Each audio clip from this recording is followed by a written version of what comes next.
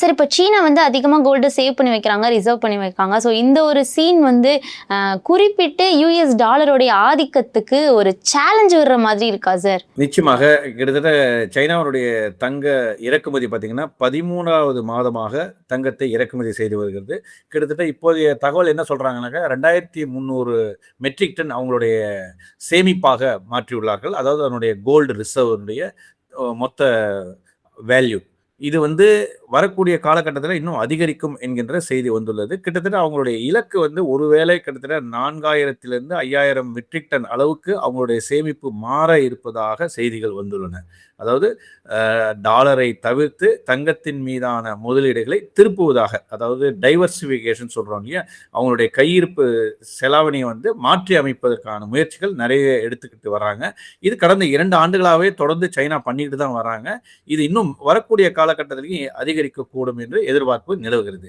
இதுக்கு முக்கியமான என்ன காரணம் அப்படின்னாக்கா, சென்ற ஆண்டு வந்து அமெரிக்கா வந்து ரஷ்யா மீது அவங்களுடைய சேமிப்பு தங்கத்தின் மேல வச்சிருந்ததெல்லாம் பிளாக் பண்ணாங்க. அதனுடைய பயத்தின் அடிப்படையில் தான் எல்லாருமே இப்போ வந்து என்ன பண்றாங்க, அவங்களுடைய ரஷ்யாவுடைய சேமிப்பு டாலர்ல இருந்ததுன்னா அதை வந்து நீங்க கையாள முடியாது அப்படிங்கிற மாதிரியான ஒரு தடை போட்டுட்டாக்கா என்ன பண்றது, சாங்ஷன்ஸ் விதிச்சுட்டாங்கன்னா என்ன பண்றதுங்கிறதுனால எல்லாருமே கொஞ்சம் கொஞ்சம் அவங்களுடைய சேமிப்பை வந்து வேற ஒரு மாற்று, அதாவது டாலருக்கு நிகராக இருக்கக்கூடிய மற்ற ஒரு பாதுகாப்பா செலவாணியாக இதை வந்து தங்கத்தை கருதுதால் அதன் மீதான சேமிப்பு அதிகரித்து காணப்படுகிறது. இது நிச்சயமாக ஒரு டாலருக்கு ஏற்பட்டுள்ள ஒரு சவால் என்று சொல்லலாம். சரி, இப்போ வந்து யூஎஸ் உடைய சென்ட்ரல் பேங்கான ஃபெடரல் பேங்க் அவங்களோட இன்ட்ரெஸ்ட் ரேட்டை கம்மி பண்ணாங்க அப்படின்னா கோல்டோட பிரைஸ் வந்து ஒரு ட்ரிகர் ஆகி இன்னும் இன்க்ரீஸ் ஆகிறதுக்கான சான்சஸ் இருக்கா சார்? நிச்சயமா இருக்கு. அது அந்த அங்க இருக்கிற இன்னும் இப்போ தங்கத்துக்கான 2 செய்திகள் மேல் எழுப்புவதற்கான செய்திகள் 2 செய்திகள் தான் இருக்கின்றன. ஒன்று வந்து நான் பார்ப்பது வந்து மத்திய வங்கிகள் தொடர்ந்து அதை வாங்கி கொண்டே இருப்பது வந்து அதுக்கு ஒரு பாசிட்டிவான செய்தியாக நான் பார்க்கிறேன். இரண்டாவதாக பார்ப்பது இந்த ஃபெடரல் ரேட் கட்ஸ் எப்படி சொல்லக்கூடிய இந்த 2 நிகழ்வுகள் தான் வந்து தங்கத்துக்கான ஒரு அடுத்த கட்டத்தை எடுத்துச் செல்வதற்கான முக்கிய காரணிகளாக இருக்க போகிறது. ஆனால் இதுல ஒன்று நடைபெறுகிறது, இன்னும் ஒன்று நடைபெறவில்லை. என்னன்னாக்கா, ஒன்று வந்து மத்திய வங்கி வாங்கிட்டு இருக்குங்கிறத நம்ம ஏற்கனவே சொன்னோம். சைனா உள்ளிட்ட நாடுகள்லாம் வந்து தங்கத்துல வந்து முதலீடு செய்வதால் ஓரளவுக்கு அது, அதாவது கீழே விழுவதை வந்து தவிர்க்குது. அதாவது அதை ஒரு சப்போர்ட்டிங் பாயிண்டா வந்து சைனா வந்து ஈடுபடுவதால் வாங்கி கொண்டே இருப்பதால் அதனுடைய விலை வீழ்ச்சி என்பது பெரிய அளவுக்கு ஒரு கட்டுப்படுத்தப்பட்டுள்ளதுன்னு நான் நினைக்கிறேன். ஒன்று. இரண்டாவதாக பார்க்க போகிற ஒரு செய்தி வந்து ஃபெடரல் ரேட் கட்ஸ். இந்த ஃபெடரல் ரேட் கட்ஸ் வந்து இப்போ இருக்கக்கூடிய ஒரு காலகட்டத்தில், அதாவது இந்த போர் பதட்டம் தொடங்கிய பிறகு சந்தைக்கு ஏற்பட்டுள்ள ஒரு முக்கியமான ஒரு அச்சம் என்ன அப்படின்னாக்கா, ஃபெடரல் வந்து ரேட் கட்ஸ் பண்ணுவாங்களா பண்ண மாட்டாங்களா. இப்போ 2026ஆம் ஆண்டுல வந்து எந்த அளவுக்கு நிச்சயமாக இருக்காது என்கின்ற ஒரு செய்தி தான் வெளியாகி இருக்கிறது. வரக்கூடிய 28, 29 ஆகிய 2 தினங்கள்ல வந்து ஃபெடரல் எஃப்ஓஎம்சியினுடைய கூட்டம் நடைபெற இருக்கிறது. அதுல வந்து ஒரு இண்டிகேட்டர் தெரியும் நமக்கு நிச்சயமாக அவங்களுடைய போக்கு வரக்கூடிய காலகட்டத்தில் எப்படிப்பட்ட நடவடிக்கைகளை அவங்க எடுக்க இருக்காங்க அப்படிங்கிறது நமக்கு தெரிய வரும். இது ஒரு பக்கம். ரெண்டாவது, ஒரு சில கருத்துக்கள் என்ன சொல்றாங்கன்னா, இன்னும் இந்த பணவீக்கம் அதிகரிக்கும். இப்போ இந்த கச்சா எண்ணெயுடைய விலை உயர்வு மற்றும் இந்த டிரான்ஸ்போர்ட்டேஷன்ல ஏற்பட்டுள்ள நேச்சுரல் கேஸனுடைய இந்த ஒரு இடத்துல இருந்து இன்னொரு நாடுக்கு போக வேண்டிய சரக்கு போக்குவரத்தில் ஏற்பட்டுள்ள ஒரு தாமதங்கள், இதை எல்லாமே வந்து பெரிய அளவுக்கு உலக அளவில் ஒரு பணவீக்கத்தை தோற்றுவிக்கக்கூடிய ஒரு காரணியாக இருப்பதன் காரணமாக இப்போதைக்கு இந்த வட்டி விகிதம் குறைப்பு என்கின்ற நிலைப்பாடை வந்து எந்த ஒரு நாடுகளும் எடுப்பதற்கான வாய்ப்புகள் இல்லை அப்படிங்கிற ஒரு செய்தி அதிகமாக இருக்கிறது. ஸோ இது வந்து நெகட்டிவ் ஃபார் கோல்டு. ஸோ இப்போதைக்கு காலகட்டத்தில் பார்த்தீங்கன்னா தங்கத்தினுடைய மூவ்மெண்ட் வந்து ஒரு சைட்வேஸ் மூவ்மெண்ட்ல தான் இருக்கும். அப்பப்போ கூட வரக்கூடிய செய்திகளின் அடிப்படையில் ஒரு $100 மேலே ஏறுது, மறுபடியும் ஒரு $150 கீழே இறங்குது, வரக்கூடிய செய்திகள் அடிப்படையில் தான் இருக்குமே தவிர புதிய உச்சத்திற்கு உடனடியாக செல்வதற்கான வாய்ப்புகள் இந்த ஆண்டு இருப்பதற்கான வாய்ப்புகள் இல்லை என்று நான் கருதுகிறேன். சார், இப்போ டாலரைசேஷன் தான் எல்லாருமே பேசக்கூடிய ஒரு விஷயம். ஸோ இது வந்து உண்மையாவே இப்போ ஸ்ப்ரெட் ஆகிட்டு இருக்கா? ஸோ உண்மையாவே இது இப்போ நடக்க போகுதா? ஸோ இதனால கோல்டோட பிரைஸ்ல எந்த மாதிரி இம்பாக்ட் இருக்கும்? கோல்டு என்ன மாதிரியான ரோல் வந்து இதுல ப்ளே பண்ணும் சார்? கோல்டு டாலரைசேஷன் அப்படிங்கிறது வந்து இது ரொம்ப நாளாவே நம்ம பேசிட்டு தான் இருக்காங்க. எல்லா நாடுகளும் இதை வந்து ஒரு டாலரை நம்பியே நம்ம இருக்கக்கூடாது, ஒரு வர்த்தகத்துல வந்து முக்கிய பங்காற்றக்கூடிய இந்த டாலரை வைப்பதால் அதனுடைய சேமிப்பு அதிகமாக இருக்கிறது. அதாவது நாம வந்து ஒரு வியாபாரமே டாலர்ல நடக்கிறதுனால எல்லா நாடுகளும் தங்கத்தை அமெரிக்க டாலரை வந்து கையிருப்பாக வைத்துக் கொள்ள வேண்டிய ஒரு கட்டாயத்துல இருக்கு. ஸோ இதுக்கு ஒரு மாற்று பாதையை ஏதாவது தேர்ந்தெடுக்கலாம் அப்படிங்கிறது தான் இந்த டி டாலரைசேஷன் வருகிறது. இதுல ஒரு முக்கியமான ஒரு செய்தி நம்ம பார்க்கலாம்னாக்கா, உலக அளவுல வந்து இந்த அந்நிய செலாவணி கையிருப்பு அப்படிங்கிறது டாலர்ல வந்து 2000 ஆண்டுல வந்து பாத்தீங்கன்னா கிட்டத்தட்ட 72% இருந்தது. அதாவது மொத்த உலக அளவில் எல்லா நாடுகளுடைய சேமிப்பு பாத்தீங்கன்னா டாலர் மீதான முதலீடுகள் கிட்டத்தட்ட மொத்த ரிசர்வ்ல வந்து 72% டாலராக இருந்தது. ஆனால் இப்போது 2025 ஆண்டுல பார்க்கும்போது கிட்டத்தட்ட அது கொஞ்சம் கொஞ்சமாக சரிந்து 57% என்ற அளவிற்கு குறைந்துள்ளது. இது எதை இண்டிகேட் பண்ணுது அப்படின்னாக்கா, ஸோ டாலர்லேருந்து கொஞ்சம் கொஞ்சமாக நாடுகள் வெளியேறி வருகின்றன என்பதை உணர்த்துகிறது. இது உடனடியாக இது அப்படியே உடனே டிராஸ்டிக்கா குறையாது. ஆனால் over a period of time வந்து டாலர்லேருந்து நகர்வதற்கான முனைப்புகள் வந்து இந்த ஒரு டேட்டா நமக்கு இந்த ஒரு புள்ளி வரம் வந்து நமக்கு 25 ஆண்டுகள்ல வந்து கிட்டத்தட்ட 72% 57% குறைந்து வருவது ஒரு உணர்த்துகிறது. ஸோ இதுல இருந்து டாலரை மட்டும் நாம் நம்பி இருக்கக்கூடாது அப்படிங்கிற அளவுல ஒரு மத்திய வங்கிகள்லாம் கிட்டத்தட்ட இன்னும் சொல்ல போனாக்கா உலக அளவுல வந்து மத்திய வங்கிகள்ல 3ல் 1 மத்திய வங்கி வந்து பாத்தீங்கன்னா மாற்று முதலீடு வந்து கொஞ்சம் கொஞ்சமாக நாம் கொஞ்சம் டி டாலரைசேஷனை நோக்கி நகர்ந்து கொண்டு இருப்பதாக செய்திகள் வந்துள்ளன. 3 மத்திய வங்கிகள் இடத்துல அதுல ஒரு மத்திய வங்கி வந்து டாலரை தவிர்த்து நம்ம வந்து தங்கத்துக்கு செல்லலாம் என்ற கூடிய கட்டாயத்துல வந்து வந்துள்ளதாக செய்திகள் வந்துள்ளன. சார், இப்போ வேர்ல்டு அளவில் சென்ட்ரல் பேங்க்ஸ் எல்லாருமே கோல்டை வந்து அதிக அளவில் சேவ் பண்ணி வச்சுருக்காங்க அப்படின்ற மாதிரி தான் பார்க்க முடியுது. ஸோ இந்த கோல்டை வாங்குறத ரீட்டைல் இன்வெஸ்டர்ஸ் எந்த மாதிரி எடுத்துக்கணும் சார்? இதுலேருந்து அவங்க என்ன மாதிரியான விஷயங்கள் வந்து கவனிக்கணும் சார்? சிறு முதலீட்டாளர்களை பொறுத்த வரைக்கும் நம்ம வந்து பெரிய அளவில் நம்ம வந்து உலக செய்திகளை உள்வாங்கி கொண்டு அதன் பிரகாரம் நம்ம வந்து அதுக்கான காரியங்களை நம்ம வந்து முன்கூட்டி நடத்துவதெல்லாம் வந்து இயலாத காரியம். நாம வந்து ஒரு சிஸ்டமேட்டிக் இன்வெஸ்ட்மெண்ட் பிளான்ல நம்ம போக வேண்டிய கட்டாயத்துல தான் இருக்கோம்.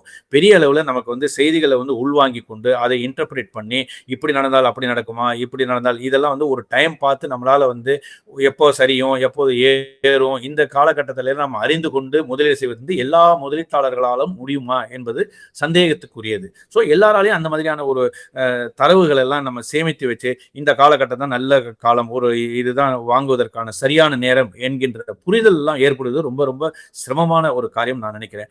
முதலீட்டாளர்கள் என்ன செய்யலாம்னா, இந்த ஆண்டு ஒவ்வொரு ஆண்டுமே நம்முடைய இலக்கு வந்து தங்கத்துக்காக ஒரு பகுதி வைத்திருக்கிறார்கள் என்றால் மாதம் ஒரு சிஸ்டமேட்டிக் இன்வெஸ்ட்மெண்ட் பிளான்ங்கிற சொல்லக்கூடிய வகையில ஒரு குறிப்பிட்ட அளவு வந்து நம்ம தங்கத்துல போடுறது தப்பே கிடையாது. ஏன்னாக்கா எல்லா பிரைஸ்லயும் நம்முடைய ஒரு மாதம் நீங்க வாங்கிட்டே வரும்போது ஒரு விலையில நம்ம வாங்கிட்டு இருப்போம்.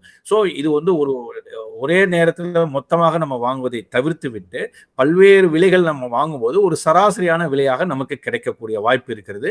அதனால சிறு முதலீட்டாளர்கள் உலக நிகழ்வுகளை பெரிய அளவுல நம்ம வந்து அதை கவனித்து அதன் பிரகாரம் நம்ம வந்து முடிவெடுக்கிறதுக்குள்ளாரையே வந்து அதனுடைய போக்கு வந்து மாறி இருக்கும். நம்ம ஒரு டெசிஷன் எடுத்து நம்மகிட்ட அந்த தங்கத்தை வாங்கலாம் அப்படின்னு நினைக்கிறதுக்குள்ளாரே பல்வேறு மாற்றங்கள் நடைபெறுகின்றன. இன்னைக்கெல்லாம் ஒரு வாரத்துல நடக்கக்கூடிய நிகழ்வுகள் அடுத்த வாரத்துல அதற்கு தலைகளாக மாறுகிறது. அதனால நம்ம வந்து ஒரு குறிப்பிட்ட டேட் ஏதோ ஒன்று வச்சுட்டு அந்த டேட்ல நம்ம வந்து தங்கத்தை வாங்கணும். இல்ல உங்களால இன்னும் கொஞ்சம் அதை ரிஃபைன் பண்ண முடியும் அப்படின்னாக்கா, இன்னைக்கு வந்து தங்கம் விலை சரிகிறது அப்படின்னு சொல்றாங்கன்னா அன்னைக்கு அந்த மாதத்தினுடைய கோட்டா நீங்க இப்போ ஒரு மாதம் 5000 ரூபாய் தங்கத்தின் மீது முதலீடு செய்றீங்கன்னா 5000 அல்லது வாட்டம் வருது 10,000 என்ன தொகை நீங்க அதுக்காக அலோகேட் பண்ணிருக்கீங்களோ அந்த அமௌண்ட்டை வந்து நீங்க நேரடியாக தங்கத்தின் மீதோ அல்லது ETF மீதான முதலீடுகளாகவோ நீங்கள் வந்து மாதம் அந்த மாதிரியான ஒரு சரிவு காணப்படும் பொழுது 1% 2%, அதாவது சரிவு என்கின்ற ஒரு வார்த்தையை பயன்படுத்தி கொண்டு அந்த சரிவை பயன்படுத்தி கொண்டு முதலீடு செய்வது, அதாவது விலை ஏறிய பிறகு அந்த மாதிரியான நாட்களில் வாங்குவதை தவிர்த்து விட்டு விலை சரியும் நாட்கள்ல நம்மளுடைய முதலீடுகளை தொடர்ந்தால் ஓரளவுக்கு ஒரு சிறு முதலீட்டாளர்கள் ஒரு பாதுகாப்பான ஒரு ஜோன்ல நம்மளால இருக்க முடியும். இதை வந்து ஒரு கண்டினியூஸ் ப்ராசஸாவே வச்சுக்கலாம். இது வந்து நீட் நாட் பி இந்த ஒரு வருடம் மட்டும்தான் நம்ம செய்யறது இல்லை. தொடர்ச்சியாக வரக்கூடிய காலகட்டங்கள்ல இனிமே வந்து தங்கத்துக்கான முதலீடுகள் அதிகரிக்கத்தான் போகின்றன. ஆனால் எந்த விலை போகும் எந்த விலையில இறங்கும் என்பதை யாராலும் கணிக்க முடியாது. ஆகையால் மாதம் ஒரு சிறு தொகையை தங்கத்தின் மீது செலுத்துவது நன்றாக இருக்கும். இது அந்த ஒரு ஹேபிட் நம்ம வந்து வளர்த்துக்கிட்டோமே ஆனால் எந்த விதமான நம்ம பெரிய அளவுக்கு அந்த செய்திகள் எல்லாம் நம்ம வந்து புறந்தள்ளிவிட்டு நம்முடைய கவனம் வந்து சேமிப்பில் இருக்க வேண்டும். அந்த சேமிப்பு ஒரு குறைந்தபட்ச விலையிலிருந்து நம்ம தொடங்க வேண்டும் என்பதுதான் என்னுடைய எண்ணம். சரி, இப்போ ஜியோ பொலிட்டிக்கல் ஸ்டார்ட் ஆனதுலேயே கோல்டோட ப்ரைஸ் வந்து ஒரு வாலட்டைலாக இருக்குது அப்படின்ற மாதிரி தான் நம்ம எல்லாருமே பார்க்குறோம். ஸோ இப்போ இந்த ஜியோ பொலிட்டிக்கல் டென்ஷன் எல்லாம் குறைஞ்சிருச்சு அப்படின்னா கோல்டோட ப்ரைஸில் என்ன மாதிரியான இம்பாக்ட் இருக்கும்? இன்க்ரீஸ் ஆகுமா இல்லை இன்னும் கம்மி ஆகுறதுக்கான சான்சஸ் இருக்கா சார்? கரெக்ட். ஆக்சுவலி நம்ம இப்போ கடந்த ஒரு மாதத்துக்கு முன்னாடி பார்க்கும்போது எப்படின்னா, இந்த போர் தொடங்கிய ஒரு வாரத்துக்கு அப்புறம் பார்த்தீங்கன்னா கடகடன்னு தங்கம் வந்து விலை சரிவை காணப்பட்டது. அதுக்கு முக்கிய காரணம் வந்து ரஷ்யா உள்ளிட்ட நாடுகள்லாம் வந்து பெரிய அளவில் விற்பனை செஞ்சாங்க. கிட்டத்தட்ட 22,000 கிலோ என்ற அளவுக்கு அவங்க வந்து சர்வதேச சந்தையில் வந்து விற்பனை செய்தார்கள். ஏன்னா அவங்களுடைய பட்ஜெட் பற்றாக்குறைக்காக, அவங்களுடைய தேவைக்காக அதை விற்றார்கள். ஸோ இந்த மாதிரி அந்த போர் பதட்டம் நீடிக்கும் போது தங்கத்தினுடைய விலை குறைவதாகவும், அதே சமயத்தில் போர் முடிந்த பிறகு தங்கம் விலை ஏறுவதும் வாடிக்கையாக இருக்கிறது. இப்போ சமீப காலத்தில் நம்ம பார்க்கக்கூடிய ஒரு ட்ரெண்ட் அப்படி பார்க்கிறோம். இதுக்கு முக்கியமான இந்த போர் முடிந்த பிறகு என்ன செய்திகள் நமக்கு இருக்கின்றன என்று பார்த்தால் 2 செய்திகள் தான் இருக்கின்றன. ஒன்று வந்து ஃபெடரல் ரேட் கட் எப்போது நடக்க இருக்கிறது. ரெண்டாவது அதனுடைய இதை தவிர முக்கியமாக அமெரிக்காவுடைய கடன் சுமை அதிகரித்து காணப்படுவது ஒரு சர்வதேச முதலீட்டாளர்களிடையே இருக்கக்கூடிய ஒரு அச்சம், ஒரு கவலை. இதுல வந்து எப்படி இந்த டாலருடைய மதிப்பு இன்னும் சரியக்கூடும் என்கின்ற எதிர்பார்ப்பு. இந்த 2 செய்திகளின் அடிப்படையில் தான் தங்கத்தினுடைய மேல் நோக்கி செல்வதற்கான நகர்வுகள் இருக்கின்றன. இந்த போர் முடிந்த பிறகு நான் சொல்ல வருகிறது, இந்த போர் முடிகிற வரைக்கும் பார்த்தீங்கன்னாக்கா நிச்சயமாக தங்கத்தினுடைய விலை வந்து ஒரு டவுன்வர்ட் ட்ரெண்ட்ல தான் இருப்பதற்கான வாய்ப்புகள் இருக்கு. ஆனால் அதே சமயத்தில் இந்த ஃபெடரல் ரேட் கட் என்பது தாமதப்படுத்தும் வகையில் இருக்குமே, ஆனால் இந்த தங்கத்தினுடைய மேல் நோக்கி செல்வது வந்து கொஞ்ச நாளைக்கு பாஸ் ஆன்ல தான் போகும். அதாவது பெரிய அளவில் ஏற்றத்தை நம்மால் பார்க்க முடியாது. எப்போது அமெரிக்காவுடைய ஃபெடரல் ரேட் கட் ஆரம்பமாகிறதோ அதுக்கு முன்பாக ஒரு அவங்களுடைய டேட் வந்து இப்போ நெக்ஸ்ட் இயர் வந்து ஜூன் மாதம் சொல்றாங்கன்னாக்கா, ஜூன் மாதத்துக்கு பிறகுதான் நாங்கள் கன்சிடர் பண்ணுவோம்னாக்கா, அதுக்கு முன்னாடி ஒரு 2 மாதங்களுக்கு முன்பாகவே தங்கத்தினுடைய விலையில வந்து ஏற்றத்தை நம்மால் உணர முடியும். ஸோ அவங்களுக்கு இருக்கிற தங்கத்துக்கு இருக்கிற போர் முடிந்த பிறகு 2 காரணங்கள் தான் இருக்கின்றன. ஒன்று வந்து ஃபெடரல் ரேட் கட்ஸ், ரெண்டாவது அமெரிக்காவுடைய கடன் சுமை எந்த அளவுக்கு அதிகரித்து காணப்பட இருக்கிறது. இதையெல்லாம் தான் தொடர்ந்து புள்ளி விவரங்களாக நாம் பார்க்க இருக்கின்றோம். அதனுடைய போக்கை ஒட்டி தான் தங்கத்தினுடைய விலை ஆஃப்டர் த வார் இருக்கும் என்று நான் நினைக்கின்றேன். சரி, இப்போ கோல்டோடைய கரண்ட் சினாரியோ வந்து புல் ரன் மாதிரி தான் இருக்கா இல்லை ஒரு லாங் டைம் சூப்பர் சைக்கிள் மாதிரி இருக்கா சார்? கோல்டு சூப்பர் சைக்கிள் மாதிரி எதுவும் சேஞ்ச் வர்றதுக்கான சான்சஸ் இருக்கா சார்? இல்லை, இது சூப்பர் சைக்கிளா அப்படின்னு பார்த்தீங்கன்னா 1979ஆம் ஆண்டுக்கு பிறகு, அதாவது தங்கத்தினுடைய விலை ஏற்றம் என்பது கடந்த 2025ஆம் ஆண்டுல கிட்டத்தட்ட ஒரே ஆண்டுல 60% மேலாக ஒரு ஏற்றத்தை நாம் பார்க்கிறோம். அதாவது அவ்வளவு பெரிய கேப் 1980ன்னு வச்சுங்களேன், கிட்டத்தட்ட 40-45 ஆண்டுகளுக்கு பிறகு பெரிய அளவில் இந்த ஒரு ஏற்றத்தை நாம் பார்த்திருக்கிறோம். ஒரே ஆண்டுல வந்து 60% அதிகரித்துள்ளது. ஆனால் இந்த மாதிரியான ஒரு ஒரு ஒரு டேட்டாவை வச்சுட்டு நம்ம வந்து இனிமே இது இப்படிதான் சூப்பர் சைக்கிளில் தான் போக போகுதுங்கிறதெல்லாம் நம்மளால் கணிக்கவே முடியாது. ஆல்ரெடி மார்க்கெட் வந்து அதற்கான விலைகளை கொடுத்து விட்டது. அதாவது நான் எதிர்மறையான செய்திகளுக்கான என்ன விலை கொடுக்க வேண்டுமோ அப்படிப்பட்ட விலையை வந்து தங்கத்தின் மீதான விலை ஒரே ஆண்டில் நம்ம அதுக்கு கொடுத்து விட்டோம். ஸோ இதுக்கு மேலே வந்து ஏதாவது மத்திய வங்கிகள் தொடர்ந்து வாங்கினாலோ மற்ற காரியங்கள் மற்ற செய்திகள், அதாவது இதை தவிர இப்போதைய நாம் பார்க்கின்ற போர் பதட்டத்தை விட பெரிய அளவுக்கு வேற ஏதாவது நிகழ்வு காணப்பட்டாலோ மட்டுமே வந்து நம்ம வந்து இது வந்து தங்கம் வந்து ஒரு கண்டினியூஸ் புல் ரன், ஒரு சூப்பர் சைக்கிள் என்டர் ஆயிருக்கு அப்படின்லாம் சொல்ல முடியுமே தவிர, ஆல்ரெடி மார்க்கெட் வந்து எப்போதுமே எதிர்கால நிகழ்வுக்கான ஒரு விலையை கொடுக்கக்கூடிய ஒரு சந்தை எப்போதுமே. ஸோ இந்த தங்கத்திற்கான விலை என்பது சென்றாண்டே பெரிய அளவு கொடுத்தாகிவிடப்பட்டது. இதுக்கு மீதி இருக்கிற ஏற்கனவே குறிப்பிட்ட போன கேள்வியில் நீங்க கேட்டீங்களே, அந்த 2 கேள்வியில் இருக்கக்கூடிய ஆன்சர், அது அந்த நகர்வு, அதாவது இந்த ஃபெடரல் ரேட் கட் ஆகட்டும் அல்லது அமெரிக்காவுடைய கடன் சுமை, டாலருடைய மதிப்பு குறைந்து காணப்படுவது, இந்த 3 காரணங்கள் அடிப்படையில் தான் தங்கத்தினுடைய அடுத்த கட்ட நகர்வு இருக்க போகிறது. இது உடனடியாக நடக்கும் என்று நான் எதிர்பார்க்கவில்லை. ஓரளவுக்கு இனிமே சைட்வேஸ் ரேஞ்சில் தான் தங்கத்தினுடைய போக்கு இருக்கும் என்று நான் கருதுகிறேன். சார், இப்போ வேர்ல்ட்ல சீனாவும் ரஷ்யாவும் தான் அதிக கோல்டை ரிசர்வ் பண்றாங்க. அந்த ஸ்ட்ராட்டஜியை அவங்க வந்து ப்ளே பண்ணிட்டு இருக்காங்க. இப்போ அவங்களுடைய ஸ்ட்ராட்டஜி வந்து சேஞ்ச் ஆச்சு அப்படின்னா கோல்டோட பிரைஸ்ல எந்த மாதிரி இம்பாக்ட் இருக்கும் சார்? நிச்சயமாக. அதாவது நம்ம பார்த்தது வந்து உலக அளவில் வந்து 2 நாடுகள் தான், சைனா ரஷ்யா தான் வந்து பெரிய அளவில் கடந்த 2023-24 2 ஆண்டுகளுமே வந்து ரஷ்யா சைனா இந்த 2 நாளும் பெரிய அளவுக்கு கிட்டத்தட்ட சைனா வந்து 85% என்ற அளவிற்கு தங்கத்தை வாங்கி குவித்தது. அதாவது அவங்களுடைய அதுக்கு முந்தைய ஆண்டுகளை ஒப்பிட்டு பார்க்கும்போது பெரிய அளவுக்கு முதலீடுகளை செய்தது. ஆனால் இதே நிகழ்வு இந்த ஆண்டும் நடக்குமா அப்படின்னு பார்த்தீங்கன்னா நடப்பதற்கான வாய்ப்பு சற்று குறைவாக தான் காணப்படும். என்னென்ன எக்ஸப்ட் சைனா வந்து அவங்க கண்டிப்பாக வாங்குறேன்னு தான் சொல்லியிருக்காங்க. பட் அதர் நாடுகளுக்கு, மற்ற நாடுகளுக்கு என்ன பிரச்சனை இருக்கிறது என்றால் அவங்களுடைய நாடுகளில் காணப்படுகின்ற பற்றாக்குறை, தட் இஸ் பணப்பற்றாக்குறை இருக்கும்போது அந்நிய செலாவணி கையிருப்பு பெரிய அளவுக்கு குறைந்து காணப்படுகிறது. ஃபியூயல் இன்ஃப்ளேஷன் வந்து பெரிய அளவுக்கு பணவீக்கமானது அதிகரித்து காணப்படும் வேளையில அவங்க அதை ஈடுகட்டுவதற்கு இந்த தங்கத்தை எது லாபமா இருக்கிறதோ அதை விற்றுதான் அவர்கள் இன்னொரு இடத்தில் காணப்படுகின்ற நஷ்டத்தை வந்து ஈடுகட்ட முடியும் என்பதை நாம் நினைவில் வைத்துக் கொள்ள வேண்டும். ஒரு வீட்டுல நம்ம வந்து சேமிப்புல வந்து ஒரு இடத்துல லாபம் வருது, ஒரு இடத்துல செலவு அதிகமா இருக்கும் போது வேற எந்த இடத்துல நம்மள்ட்ட கையில ஒரு ரிசர்வ் வச்சிருக்கோமோ அதை விற்று அதை நாம வந்து ஒரு கல்வி செலவுக்கோ அல்ல மற்ற ஒரு செலவுக்கு நம்ம எப்படி பயன்படுத்துகிறோமோ அதே அளவுல தான் நான் வந்து ஒரு நாடுகளும் எப்படி பண்றீங்கன்னா, ஒரு இடத்துல வந்து ஒரு அசெட் வந்து பெரிய அளவுக்கு பூம் ஆகியிருக்கு, இன்னொரு இடத்துல நமக்கு வந்து பெரிய அளவுக்கு செலவினங்கள் அதிகரித்து காணப்படுகின்றன. அப்போ அந்த செலவினங்களை அதிகரிப்பது எப்படி ஈடுகட்ட முடியும் என்றால், எந்த இடத்துல நமக்கு லாபம் அதிகமா இருக்கோ அதை சற்று விற்று அதிலிருந்து எடுத்து தான் ஒரு பங்கை வந்து இந்த செலவினங்களை அரசாங்கங்கள் கட்டுப்படுத்துகின்றன. ஏன்னா மக்கள் மீது பெரிய அளவில் நீங்க எல்லா சுமையுமே வந்து பாஸ் ஆன் பண்ண முடியாது. ஸோ அந்த இடத்துல ஒரு நடவடிக்கை எடுக்க வேண்டும் என்றால் அவர்கள் எடுக்கக்கூடிய ஒரே நடவடிக்கை இந்த தங்கத்தை விற்பது ஒன்றுதான் ஒரு வழி. ஸோ தங்கத்தினுடைய ஒரு சைனாவை தவிர்த்து பார்க்கும் பொழுது மற்ற நாடுகள் எல்லாமே வந்து விற்பதற்கான சாத்தியக்கூறுகள் நிறைய இருக்கின்றன. ஸோ அந்தந்த நாட்டினுடைய பட்ஜெட்டு, அந்தந்த நாட்டுடைய நிதி பற்றாக்குறை எப்படி இருக்கிறது, இவையெல்லாம் தான் அந்த தங்கத்தினுடைய விற்பு எப்படி எந்த அளவுக்கு எவ்வளவு பர்சன்டேஜ் அவங்க வந்து விற்க இருக்கிறார்கள் என்பதையெல்லாம் சந்தைகள் கூர்ந்து கவனிக்க இருக்கின்றன. ஸோ அதனால ஒரு பெரிய அளவில் டாமினண்டா இனிமே இருப்பதற்கான வாய்ப்புகள் பெரிய அளவுக்கு இல்லை. சார், இப்போ இந்த சிச்சுவேஷன்ல மிடில் கிளாஸ் பீப்புளாக இருக்கட்டும், மிடில் கிளாஸ் இன்வெஸ்டர்ஸாக இருக்கட்டும், அவங்க வந்து ஃபிசிக்கல் கோல்டு, அதாவது தங்க நகைகள் ஆபரணங்களாக வாங்கலாமா, இல்லை எஸ்ஐபி அதே மாதிரி கோல்டு ETF இதில் தான் வந்து இன்வெஸ்ட்மெண்ட் பண்ணலாமா சார்? அது கொஞ்சம் டீட்டெயிலாக சொன்னால் நல்லாயிருக்கும்.